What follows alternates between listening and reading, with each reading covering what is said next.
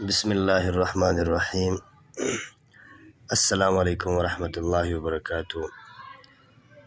3 دن میں مراد پوری بہت ہی اہم وظیفہ آپ کی خدمت میں پیش کر رہے ہیں، بہت ہی ازمدہ ہے۔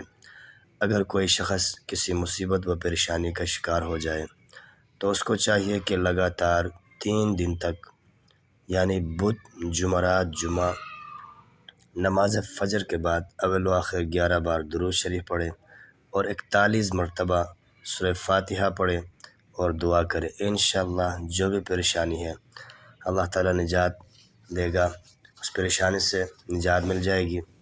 بدھ، جمعرات، جمعہ اس وظیفے کو پڑھنا ہے۔